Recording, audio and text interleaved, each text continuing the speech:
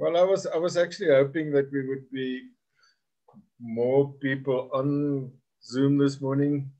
I think, well, I think all our Tuesdays are important, but stuff like conflict is something that we all battle with at times, and I don't think we talk about it enough to actually know how important conflict is, the role that it's supposed to be playing, and the role to which we have relegated a conflict because we just don't like the situation. I'm also one of the guilty ones because if it comes to conflict, I try to shy away from it up to a point where I feel like, well, this is it. I really had enough. And then often it becomes a very emotional experience where there's rudeness involved and all sorts of things. But that's I think conflict is a very personal matter, and that's probably why we deal with it so diversely. And although there's many recipes or people telling you you need to follow these procedures or whatever, I don't think there's, because it's an emotional thing, that there's any firm format of dealing with Morningsly, with conflict. And having said that, this actually started with me about 3 weeks ago, where I started thinking about making notes and thinking about the impact of conflict.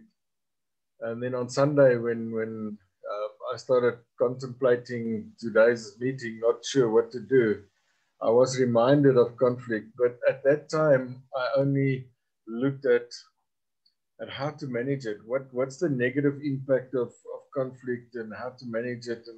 But suddenly I realized, you know what? Conflict is actually given to us as a tool. It's there for a reason.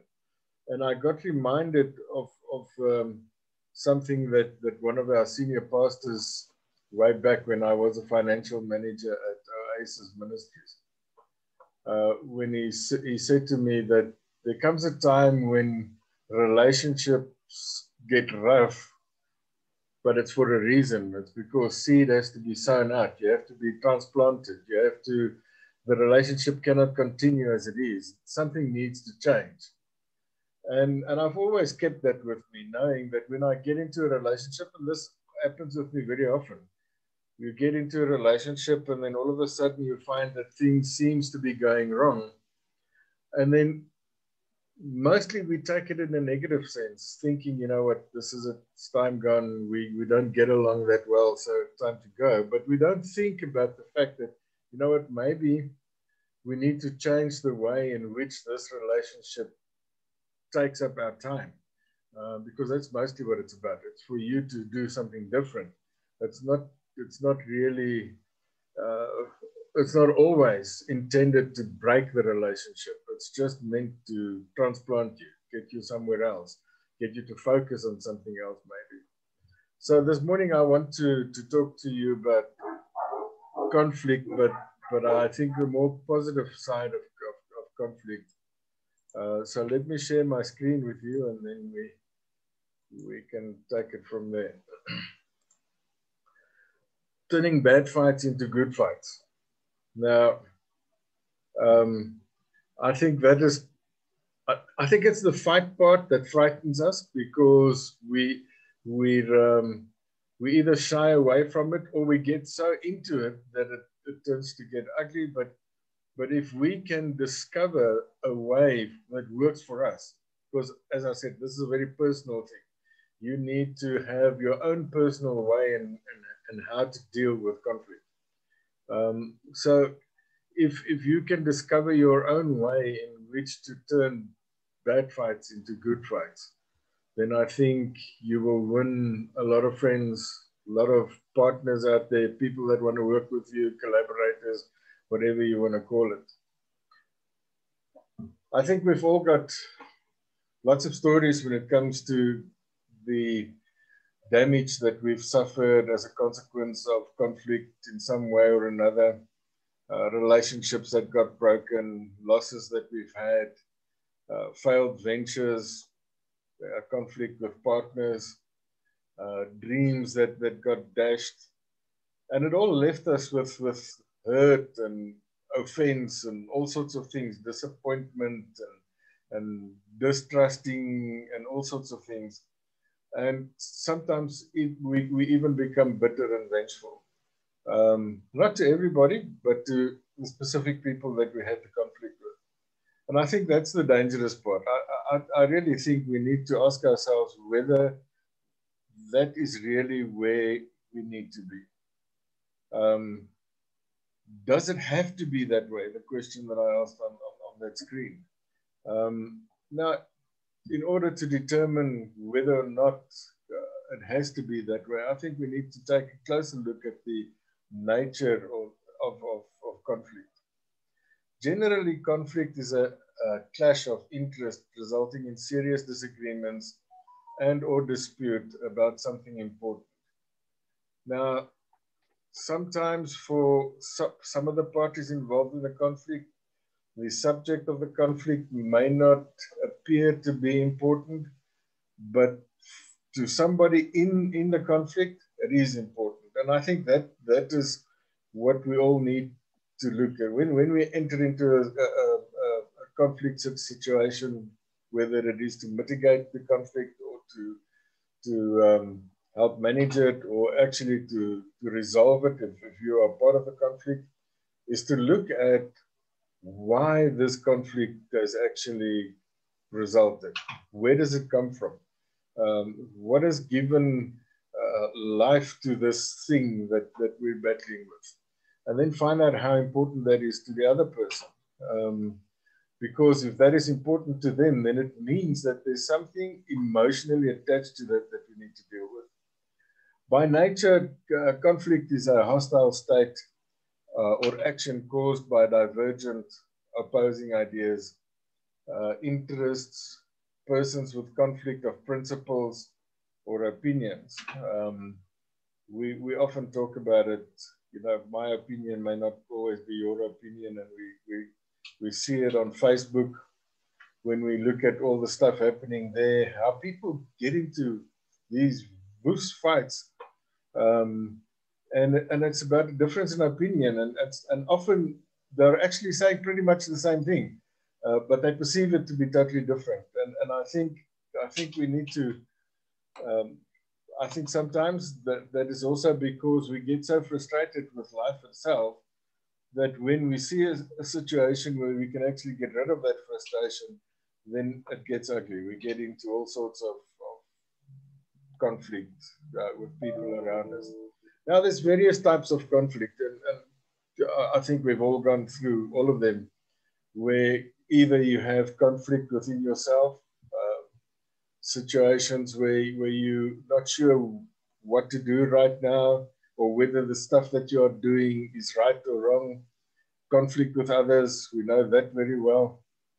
Conflict with society, and that is something that often is very subtle. You don't really realize that you are sitting in a conflict situation with society in general.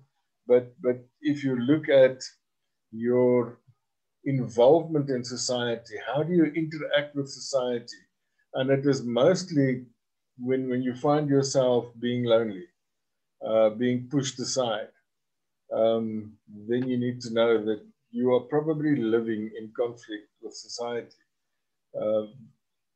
Not a good place to be. And it's mostly not society that's pushing you away. It is because of walls that you've built around you, maybe hurts and offenses and all sorts of stuff from the past, conflicts that you've had with people that resulted in you not wanting to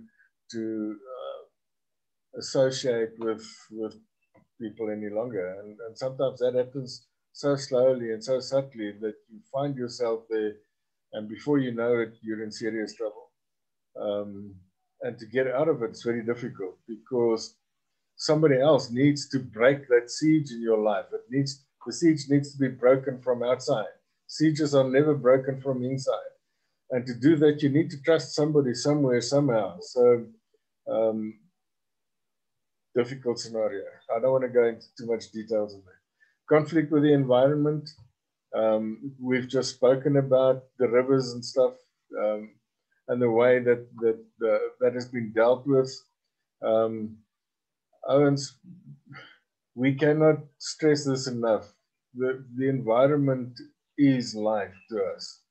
And we need to look at the way in which we live and how we treat the environment, and find ways in which we can live in harmony, not in conflict and then conflict with supernatural. Now that's all spiritual stuff.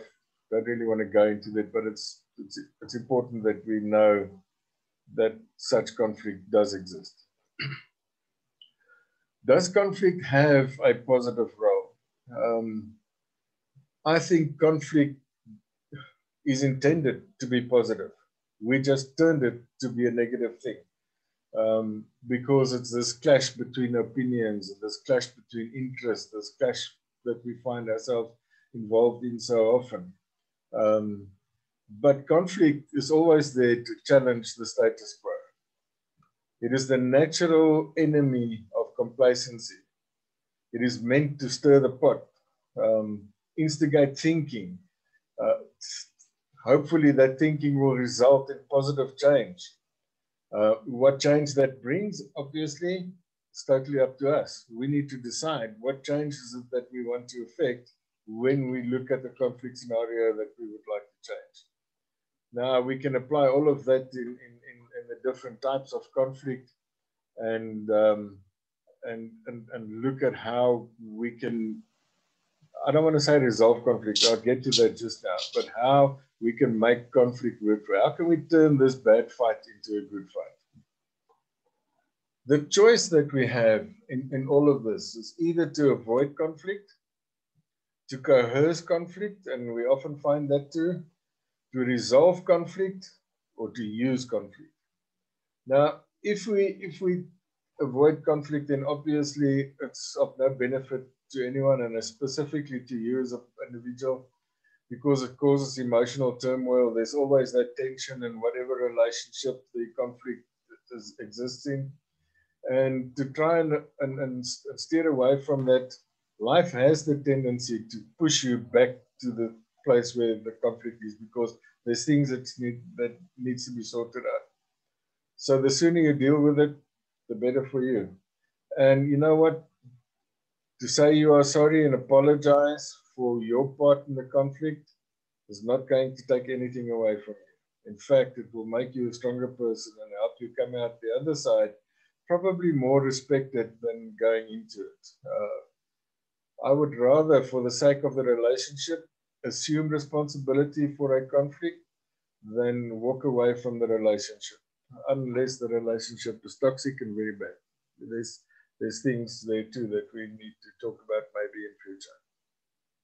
Resolving conflict. Now, resolving conflict is what most people will do. They will sit you around the table and chat, and we all shake hands again, and we walk away. But in many instances, that just maintains the status quo.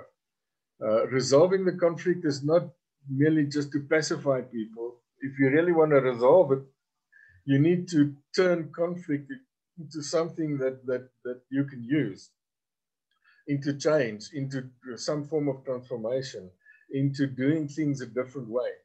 If conflict resulted in a team situation, then it's because there's a difference of opinion or a lack in information or things like that we need to provide.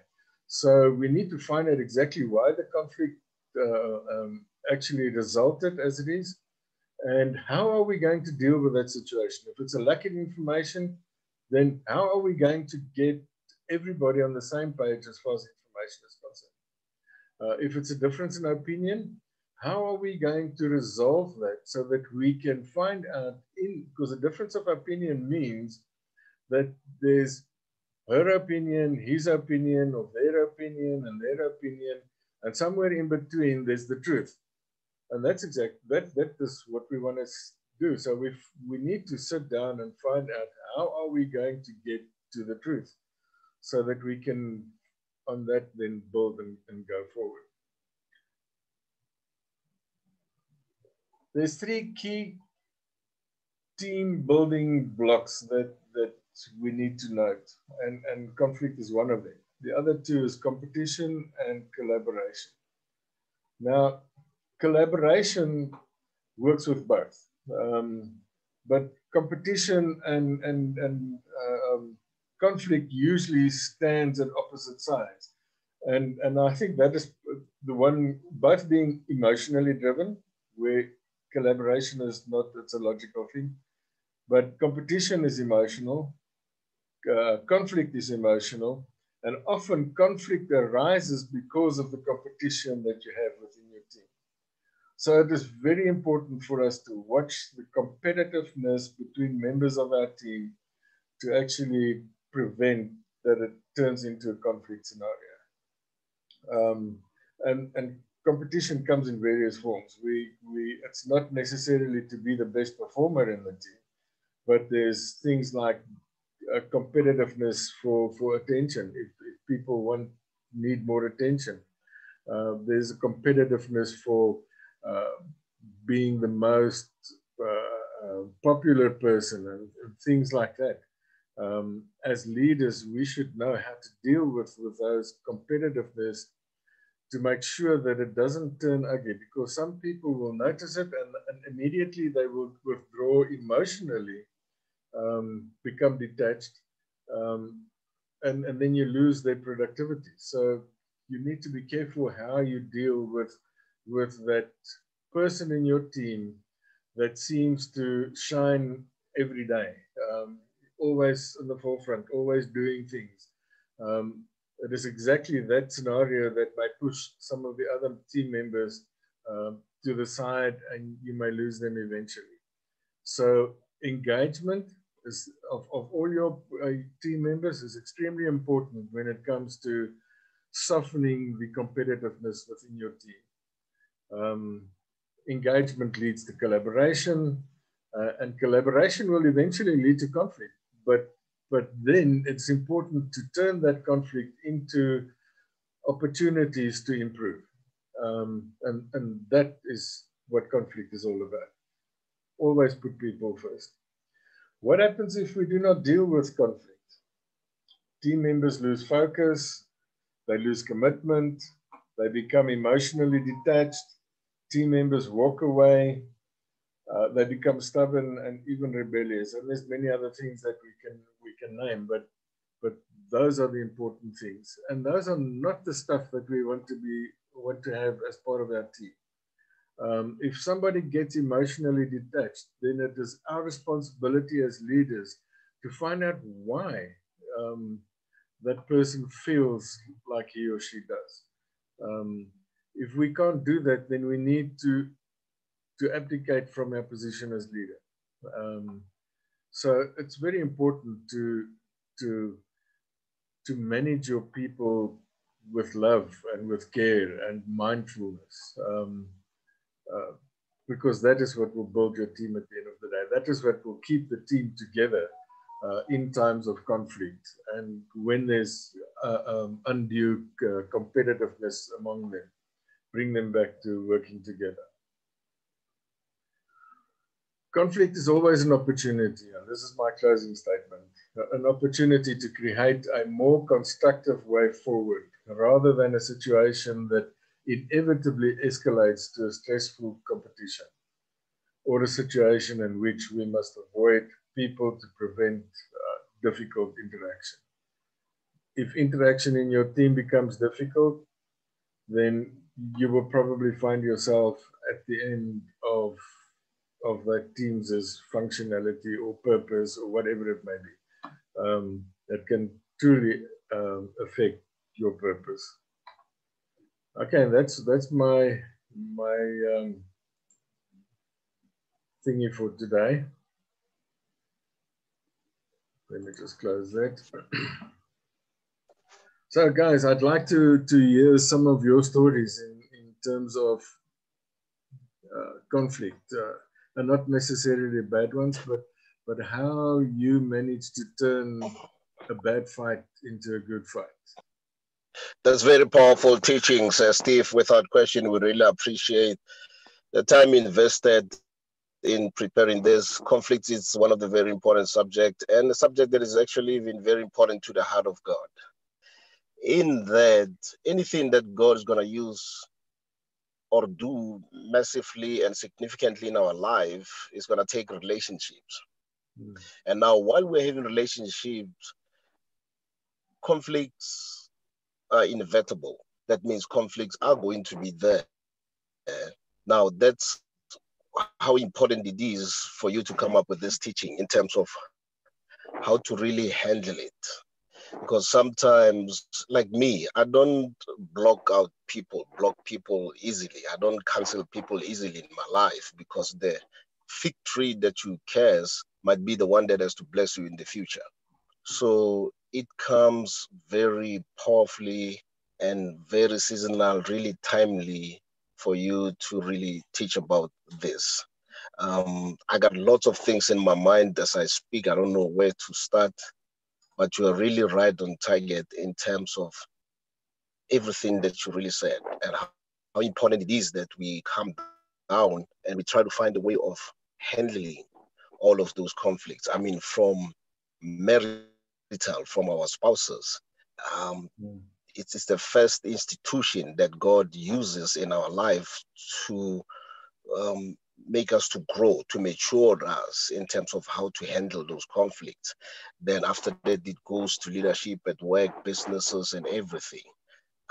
So I'm just affirming the goodness of really what you're talking about. I got lots of things in my mind. What I normally do is really calm things down and sit down with the person, really try to make sure that we don't separate, really sorting out that conflict. But of course, there are times when you have tried your best and what you've been saying kicks in when you say that means that relationship will be like the point when those two people has to separate, just like Abraham separated with Lot in the Bible. That means there comes a time when God has really did what he was supposed to do through that relationship. And now the power becomes discerning when is the time for that relationship to end and or to continue. So much really with what you are saying. I really affirm it and very touched by everything. Thank you very much. Thanks, Sylvester. Anyone else that wants to talk to us a little? Can I say something, please? Please, Sheila, thanks. So, I used to think that conflict, I'm quite a straightforward person. So, for me, conflict is always natural because, I speak my mind, and sometimes people, don't always agree. But, I feel it's important for us to be transparent and honest with each other. But the wonderful thing about conflict is that previously I saw it as quite negative.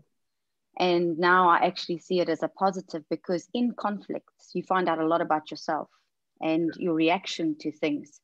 And I think that's where God allows, and it's actually a healthy thing, because as Sylvester was saying, there's conflict in marriage, there's conflict with friends, there's conflict with a lot of things, people at work. But in conflicts, your true self, it's like they say, when you squeeze something, what's inside comes out. And I think it's a good way for God to show you what's in your heart. And I think he even does that to expose what's in your heart so that you can deal with those areas, because I think what God really wants for each and every person is maturity. He wants us to mature and become more like Christ. And if we, instead of seeing always the negative, oh, this person is whatever, to see how our reaction to that person is, because it's also like knowing when it is now getting very unhealthy with somebody and to move away. But if that person is exposing something in you, that's a good thing, because then maybe your reaction to it is what the problem is, and if you can deal with your issue and you can get your issue right, then whatever the other person's doing, they're going to have to look at themselves, because eventually you can stand back and you're calm and you're talking decently and they're losing it, and eventually they'll have to look at themselves. So for me, the important thing is that in a conflict, always to look at why are we fighting, and what is coming out of this, and if we can walk away from a conflict saying, I've learned something from it, then it's a positive thing. But if we walk from it where you can just see that the person is just out to completely, you know, you know, to just hurt and devastate, you know, then it's something Yeah. else. But I think that healthy relationships have conflict because it's like a rubber band. The more you stretched, you know, the more you grow. And I think God even wants that in a relationship, because in any relationship, it's two people, and we are generally very selfish people. It's all about us and what we want and how we want it. And the beauty about being with other people is that you learn that everybody has needs, and we need to respect everybody, look at everybody, and accommodate everybody in a way that, you know, is loving. And yes, we can fight and disagree about things, but in the Right. end, it's, you know, what have you, you know, what are your intentions, and why is there a conflict? Yes. So yeah, so that's what I had to share. Sorry. It's good. Thanks, Very Sheila. good. Appreciate that. Yeah.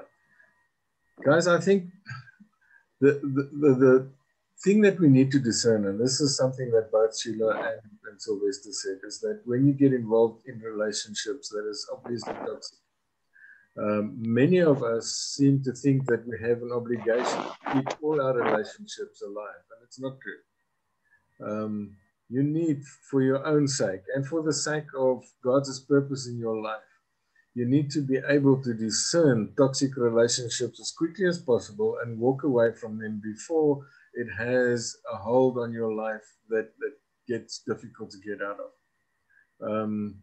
And that is especially true between husband and wife, or I'm saying before they get married, girls and boys, if you want to call it that, where they get involved in the relationships, and then for some reason that relationship's so damn toxic to both of them, but they will push through and get married and do all sorts of things, and then eventually they sit with a very I don't want to say unproductive. The word that I'm looking for slips me by now, but a marriage, a household, a family, a building block in society that is absolutely worth nothing. So we need to be careful how we do that. Know that what your purpose is. Sometimes we get put into a relationship specifically to bring the other person or yourself to a point where you are tested or that person is tested, and there's a decision that needs to be made. If that decision is made, the relationship would probably, the purpose of the relationship would probably be over. It's not necessarily broken or gone or something is wrong with it, but it's time to move on for both parties because the purpose has been achieved. And those are also the things that we need to discern. It's good to resolve the relationship and be able to walk away and go into your different directions if you feel that the purpose of the relationship is gone. Thanks, George.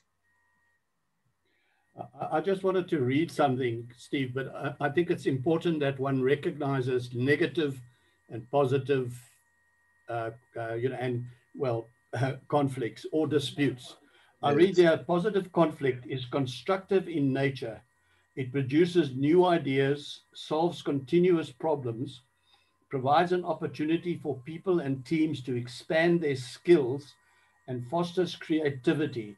When opposing ideas are explored, a breakthrough of thinking can occur. Yes. I think that sums this whole thing up of, we are different. We have disputes. You know me. I went through it with the name that I am adamant I was not going to change. And, I walked away, as you well know, in anger. Maybe I shouldn't have, but that was not a good day for me. And you remember that day very clearly. And someone attacked me, which I think was totally uncalled for. Yeah. And I walked away. But I made a note here, of things like communication is that glue that always holds communication together. And I think that's what we've lost. A lot of us, we don't listen to understand, we listen to reply. I keep bringing that up. The Bible deals with that all the time. Listen to understand. Yeah. Managing conflict and why, I think it's very important you raise that. And I always remember my training with Dr. De Bono's courses on the thinking hats, the 6 thinking hats. you've got the black hat thinker and you've got the white hat thinker, you know, the guy who's positive, and the sunny guy with the yellow hat, and the blue sky, which is the big thinker. But the black hat thinker is sometimes the guy who causes a lot of problems because he is a negative person. And what happens is when that negativity creeps in, that's when conflict actually starts. People don't see beyond, and I think your presentation was fantastic. I like that focus on the people. We tend to forget that. It's not about the name. You know, this is where Herman didn't like the name, Viv didn't like the name, and they came up with new ideas and changes. The idea is about the people. I mean, I've got a WhatsApp here from a guy who is desperate for food for his family in Alexander. Now, I've asked somebody who lives in Alexander to go and visit him and help him.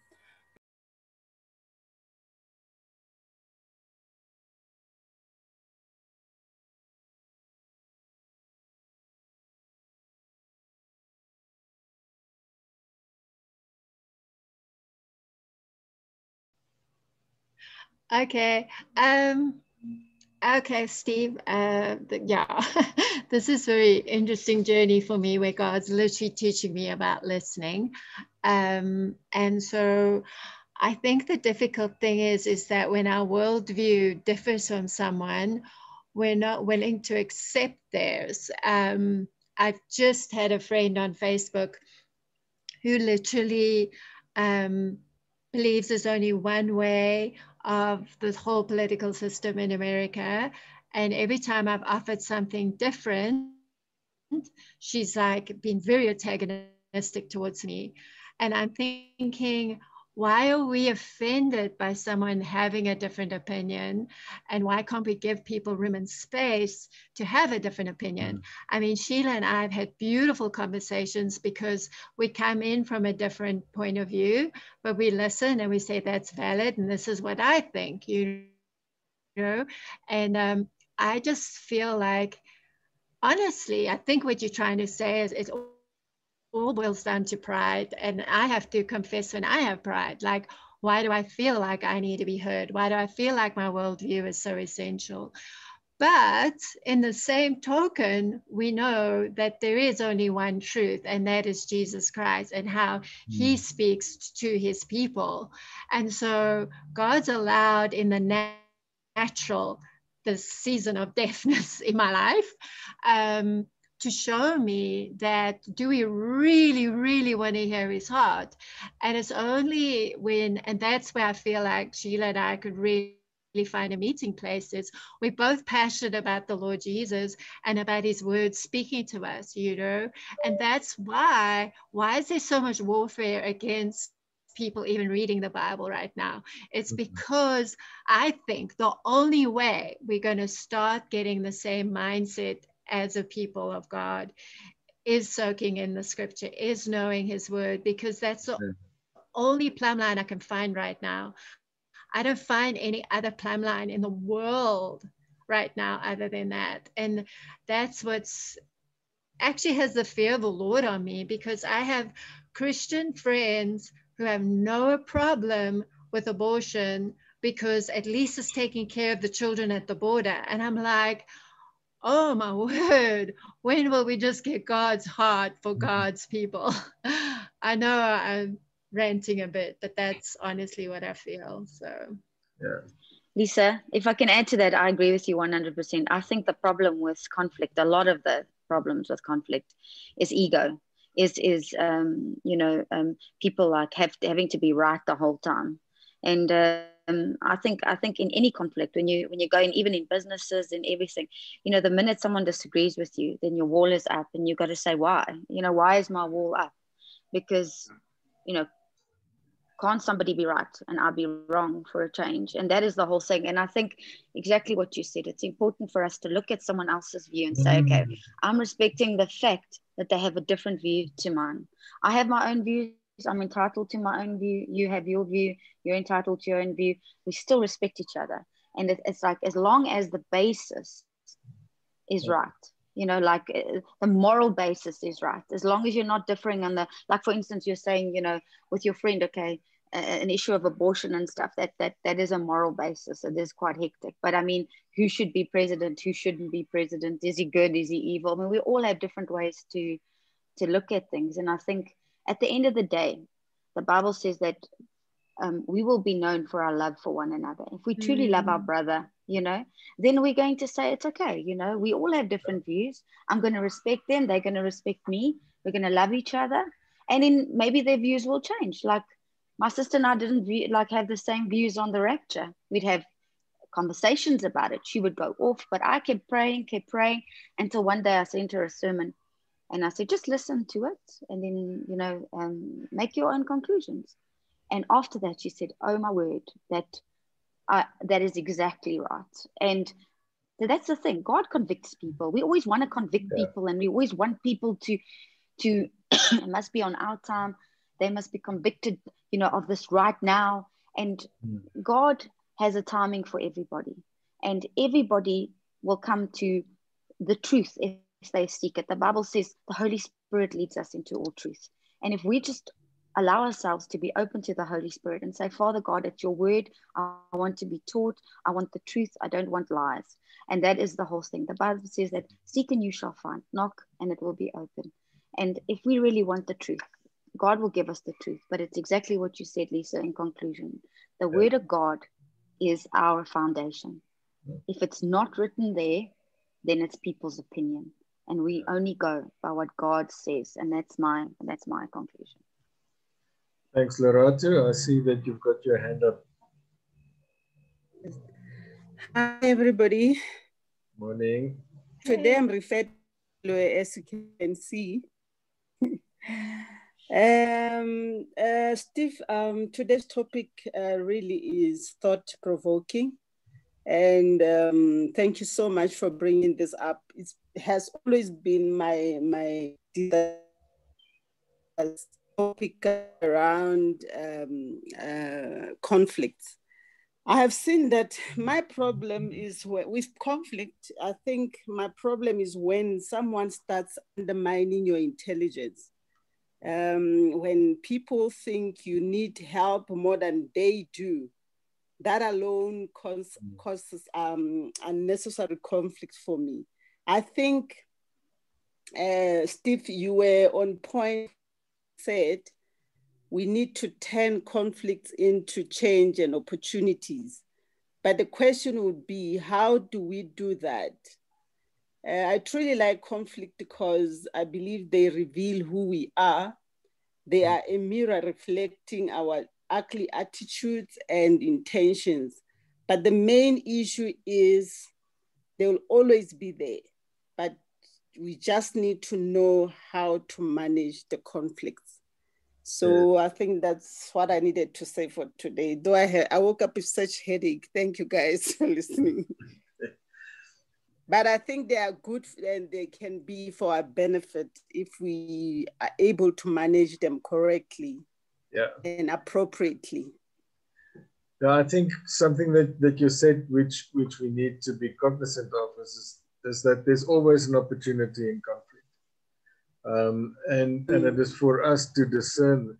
I think that is where wisdom comes in. We need to ask God to give us the wisdom to go into a conflict scenario, not just conflicts that we experience ourselves, our personal stuff, but also within the teams that we lead, to address those conflict scenarios with wisdom, to see what the opportunity is in the conflict and actually to bring that out, because that will change the attitudes of the people that is involved in the conflict. Because then all of a sudden it gives things purpose and it brings up the stuff that needs to change. Because as I said earlier on, it's always about challenging the status quo. So if change has become the norm by which we live, then we need to know that conflict will come in and it will change that. But we need to see what changes it that has to happen, and then address it. It will differ from conflict to conflict or situation to situation. So it's very difficult to say exactly how you deal with these things and and to formulate some formula or recipe with which to do that. But I think it's more, for us, it should be like second nature. We need to practice ourselves in dealing with conflict. I still battle with it. I've got a very short temper, so I fly off the handle very quickly, and especially when I think people are not listening to what I'm saying, because and I tend to sometimes talk in ways that people find difficult to understand, and I know that because if you go and you swap psychology, then they will tell you that if you address audiences, then you need to do it at a standard 3 level, because chances, if you go above that, chances are that you will lose half your audience is good. So that is why the Americans are so good at addressing audiences and doing all this motivational stuff. If you really go and look at the level at which they do it at a level where everybody gets excited about what they say. Whether it has a real effect on them is debatable, but that is it. So once you start to talk above that, and that's my problem, then because I want to stir the thinking of the people. I want to stir their ability to contemplate stuff and to work through things and grow in that. And then I get highly demurring, to put it in mild Afrikaans. When they just, it goes over there. It's like, okay, well, and then they come up with arguments that there's absolutely nothing to do with what I'm actually saying. So that's where I battle. That is my thing with conflict. And I will, that's when I get rude to. I will tell you, listen, I think you're talking too much. Just keep it down. Let's get to the nitty-gritty of things. And then they get offended, and things get totally out of hand sometimes. I'm not afraid to stand up and say, sorry, you know, I overreacted, or do things like that. I will do that sometimes, even if I know that I wasn't quite wrong. But I know that if I walk away from the situation, which I can, by all means, people will allow you to walk away from it. Then I'm not achieving anything. There's no real fruit of what has just happened. So that's when I try to calm things down and say, guys, sorry, you know, for the sake of what needs to happen collectively, I need to put my own ego in my pocket and take it home and give it a smacking, and I get there. That's on a lighter note. Okay, George, you am I allowed to? Yeah, sorry. Am I allowed to ask a question? Yes, please. Hi, Steve. I have this question. I don't know if ever I can put it before everybody to answer. Realizes that, okay, conflict can, I mean, it emanates from individuals who come from different backgrounds, and usually they have a different belief system. But now the fact would be, how do we bridge the gap between these two individuals coming from different background with different belief system? Because that's really what I have seen in life of conflict. And yeah, how do we bridge the two together? If I can put this before you and you somehow help me. Yeah, I think that's always the biggest challenge, especially when it comes to belief systems or cultural differences and things like that. There are situations where we need to understand that we won't always believe the same things. We will not always have the same cultural convictions. So it's important that we understand that when we move into a conflict situation, because that's where I always say that we can walk arm in arm even if we don't see eye to eye. And that is what we need to look at. If we build a bridge, don't try and bridge the gap between their belief systems. It's not going to work. Or between their cultures, it won't work. You need to build the bridge between the two persons, between the individuals. Help them understand, find common ground, find things on which they can actually build the relationship. But to do it on the differences won't work. They need to understand that there will always be differences, and we need to understand that too. There will always be things that we can argue about if we want to. I love debating stuff, and some people then think that you're actually arguing, which is not always true. Lisa just mentioned that she and Sheila and her sister too debated lots of things on which they had differences of opinion. And that's not wrong. The debates is nice, but to keep the emotion out of it, keep to the rules of the debate or whatever it is that you're involved. To build the bridge, it needs to find common ground to actually do that. That common ground becomes the foundation of the bridge. And if that common ground is strengthened, then the bridge will strengthen and the relationship will grow in that. To the extent where they will actually realize the differences is not necessarily, or does not necessarily have to be what divides them or what severs the relationship. I hope that answers your question. Thank you, Steve. Yes, you did. Thank you. George, you were still closing your argument like that. Well, I basically had said most of what I wanted to say, but I think, is it Lerato? Yes, yeah, it's Lerato. Yes, it's Lerato. Different device. Okay, in disguise. Lerato, I know what you're alluding to, and I think you and I are on the same wavelength here, because this is a problem that we are having, where people want to take projects, and remember, Stephen, I go back right to the beginning of Huge, and I tried to get this through to the group when we were a lot bigger, that we are a group of individuals with a common goal. Yes, we all want to see improvement. We want to see things happening that will change the lives of others. But then people tend to take their own, I call it an agenda, and some people have got hidden agendas, and then they do things that are negative for the project. Yeah. And we're running into a certain issue there now with the Alexandra project. And, that's been on my bucket list for decades now. I mean, ever since I went there and I spoke to Paul and we made friends and everything else. And I even, as I said, appointed him a director of the WWWFTP.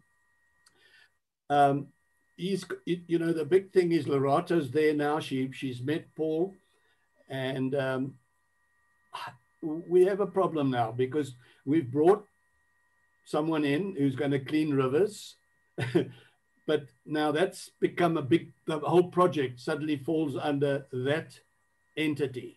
And I think that's where things start going wrong, because we are a number of different elements trying to achieve what I'm now termed, and I've given it a title, the Upliftment Project, the Alexandra Upliftment Project, which is bigger than just cleaning a river or creating a waste buyback center, or, it really is going, even getting government involved, getting local government involved. I've made contact with the ward councillors and so on. I'd like to get hold of this mayor, because you remember I set up when we fixed Lonhill, I got all Parks Towers general managers here into our church hall, and I've got pictures of that. And there were 35 of them there, which we then did a walk around Lonhill. And you know how I got them here? Because I accused them of fraud. I said, you are taking all our money, transfer duties, VAT, utilities, rates and taxes, refuse removal, all of that. I said, and we can't even get a hole fixed in the road. So that's fraud in my books. You're taking money under false pretenses. And I wish more communities would do that. Particularly people like Alexandra and Tembisa and Cosmo City and Soweto. because we got to hold people accountable. And now this is what I know what Loretta is alluding to here. How do we handle that as a conflict? Because somebody now wants to take the project, even grabbing the participants or the group, the people that we've introduced, and wants to run off now with them under their own project.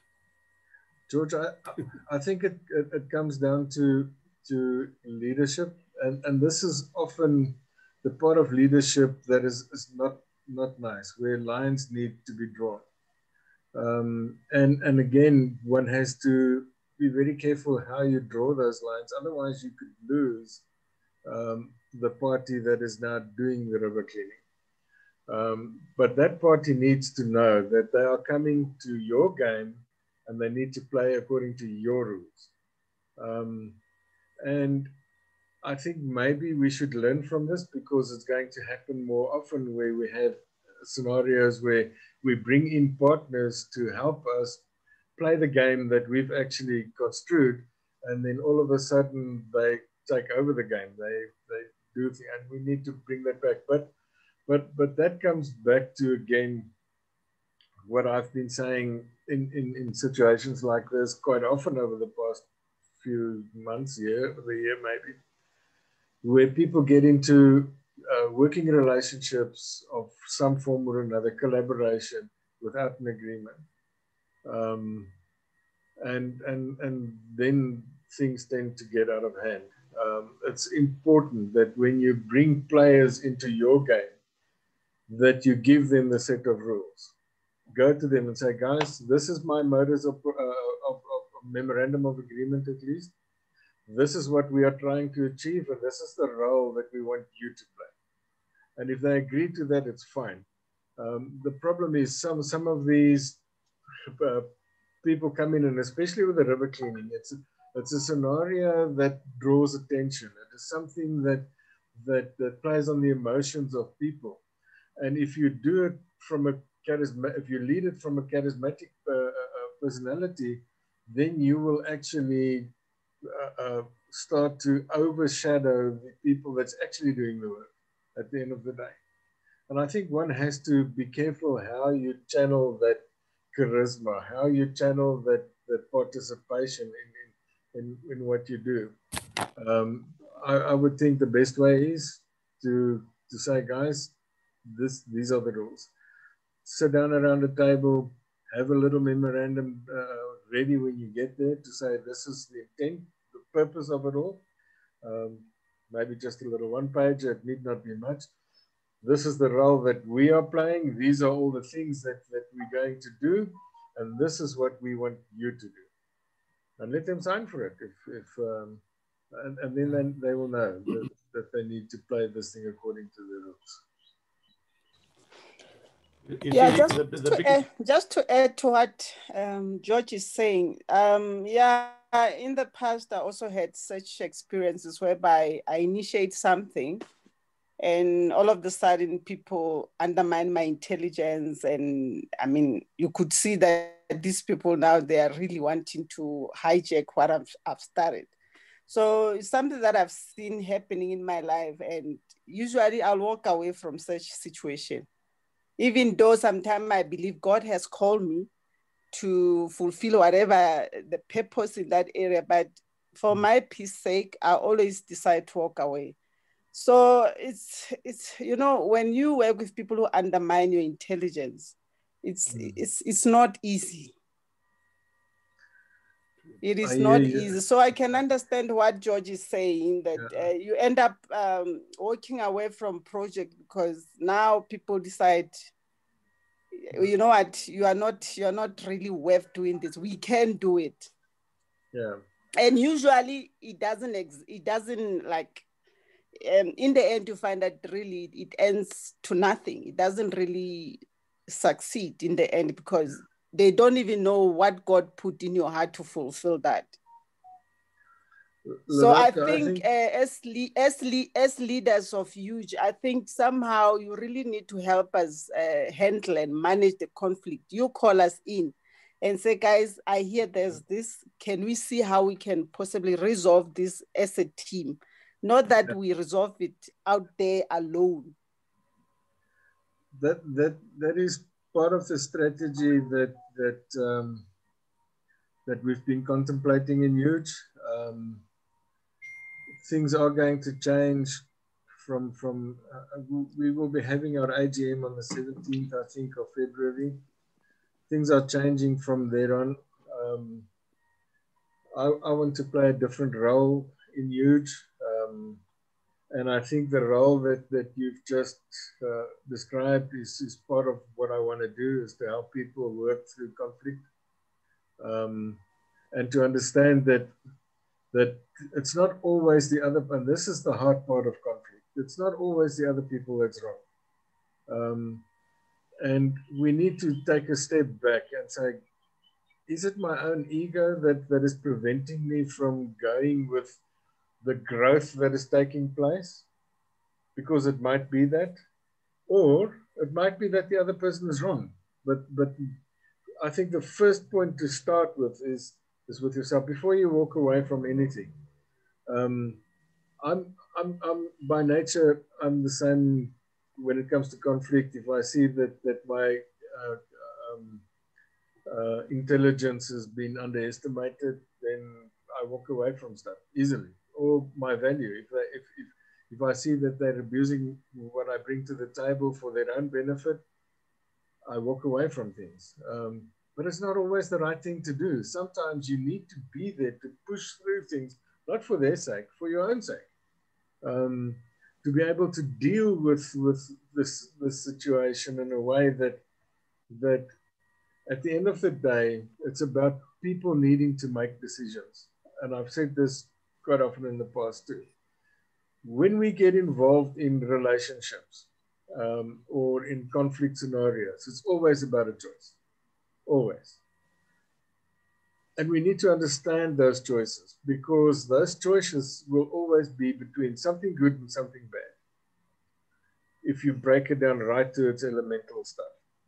And something good and something bad is the choice that I've been talking about so often in the past. Who are you serving? Are you serving God, or are you serving Mammon?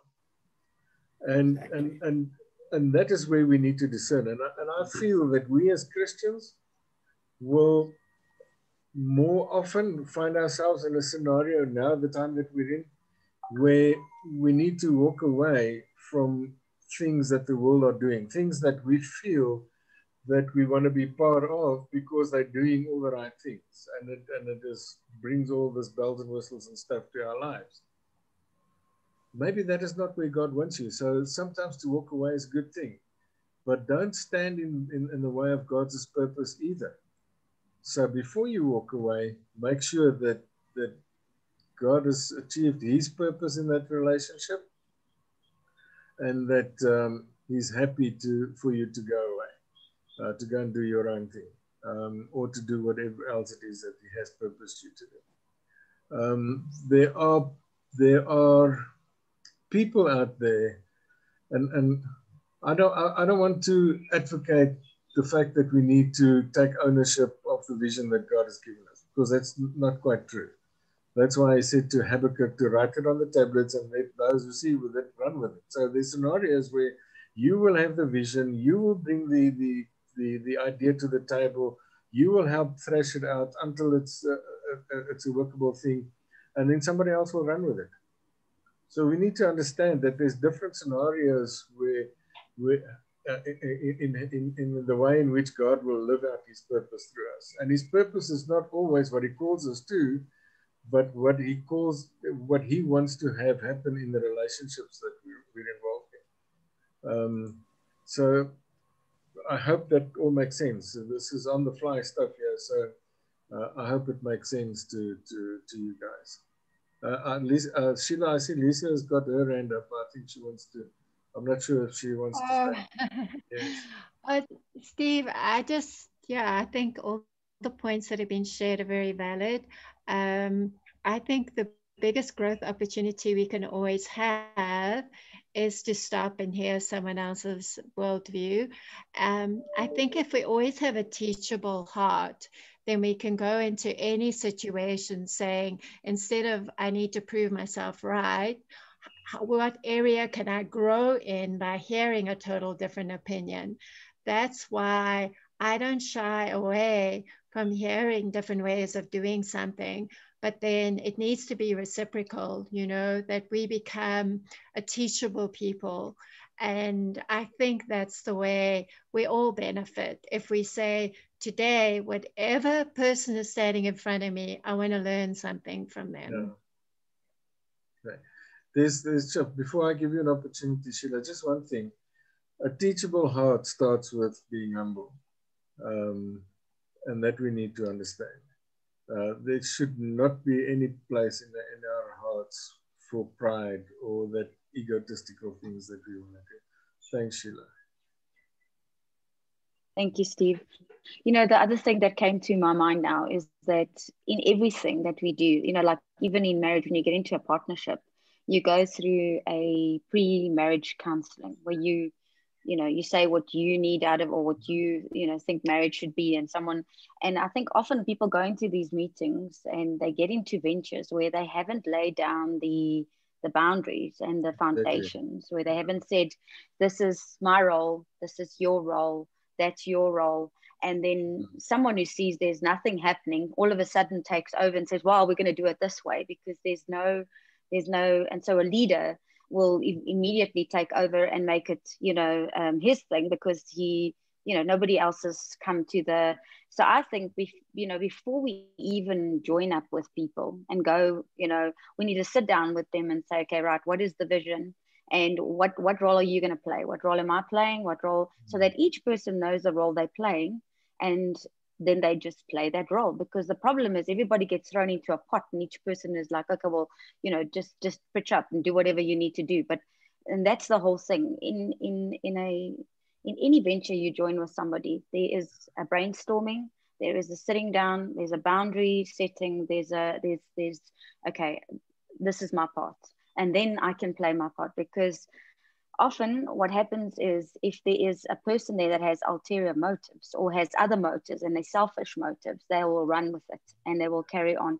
And I think the other thing to bring into this is that people are building their own kingdoms. They're saying they're building God's kingdom and they're doing good, you know, to the world, but they're not, because it's, what am I getting out of this? You know, what is, and, you know, when we want to differentiate your business from helping society shouldn't be about, you know, this is my thing or your thing. It's like, what can we all do together to contribute? Yeah. And I think it's the problem that some people are making it their thing and seeing what can they get out of it and then wanting to run with it. And I think it's important that right from the onset, when you know there's somebody like that in a meeting, to say to them, okay, what are you trying to achieve here, and what is our roles? And then to write them down clearly and to say, this is a case. And then when they're not doing that, say to them, hey, this wasn't the deal we had, let's get back on track, you know. And I think that's key, is for each person to have boundaries and to say, what do I need out of this, and or what am I trying to achieve? And so that's just my 2 cents. Thank you. A very valid point, and it borders on to what I've been saying. And also we need to understand that with roles comes responsibilities. Those responsibilities need to be clearly spelled out as well. Otherwise, they play the role, but they bring different responsibilities or different functions into the role. And then that gets messed up as well. So we need to keep one another accountable according to the role and responsibilities that is being set. Or other people start running in other people's lanes, and that's the problem. You must know what lane you're running in and stick to your lane, and not run in other people's lanes and take over their race, you know, because you have a race and you've got a lane. Stick to your lane. And find out. And that's what, because I hate it when other people are running in other people's lanes and taking over and whatever. We've each got a lane, we each should run in it. I feel the same. I'm the same, Sheila. That's the problem. I even use the word auspices. If you look it up on Google, it explains what I said. This is under the auspices of the the world's waste will feed the poor. You think of those 7 words, they are more applicable today than 40 years ago when I first had that in the early 80s given to me. It is more applicable today. So I know I'm on the right track there, and I don't want somebody who's got secular reasons, maybe money-making reasons, to pull it and run in my lane now and block me from going forward with the big idea, the big project. Yes. And that's where I'm running in now. I mean, I'll give you an example here. Lorata will recognize this. I said to her, we can work very well on these 2 projects because it fits in with what I don't want to go in there and, you know, start Kingdom Child or adopt a village. In fact, this is what we are doing. We are adopting the village of Alexandra. And I think it's you know, the vision and everything else that's in there. I've printed it out because I still believe, being a printer, I like to take pieces of paper, and Lorata will have a look at this. I do that to all the points that have to be discussed. So I'm trying to now battle with this conflict. And here's one that's in-house. It's actually coming out of huge. Because, you know, I wanted Mark, and I'm going to be quite honest, I'm going to use names. All I wanted Mark to do was come in and clean up the river, because it goes back to when I first toured Alexandra, and I was taken to Shabine's, and you won't believe where I went, and Precious, and it was amazing. That I saw the filth that people are living in. Really, it is disgusting. And what Paul said to me is, and I call him the Minister of Tourism for Alexandra. He said, you know, Alexandra has actually got more history than Diepsloot. Diepsloot actually came out of Alexandra, but they get all the attention. And then first of all, Soweto gets all the attention. So there's that competition going on between the various areas. So I said to him, Paul, we have to clean up the mess first before you can even think of bringing tourism to Alexandra. I've been to Mandela's house there. There's signs up there. There's pictures of Mandela. It's got an amazing history. We need to tell that story to the people. They live here next door to Sandton. And Paul sent me a map of the Google map. When you look at it, it's actually a wall between Sandton, which is the rich area, and the Swallow on the right, on the one side. Those people should be helping each other, you know, and that's the big picture, Steve, I'm trying to bring in. And yes, to fund it, we can convert all the waste into money, because as I've said it before, waste around the world is billions of dollars of industry, you know. Yeah, that's my point. Okay. But now the conflict is still there. Now, I don't want somebody now to say, well, this is an armor project. It's not an armor project. It's Adopt a Village. It's Kingdom Child. It's World's Waste. It's huge. It doesn't go under the auspices just because they're cleaning up the river. Yeah, I think you need to find ways in which to draw those lines, George. And if you need help, give me a shout. We can chat about it. No problem. Okay. Okay, guys, that time is up on the second session. 1 minute. Yeah, so well, it's less than that. I thank you, guys. Appreciate all the contributions. I think we've got some awesome material here to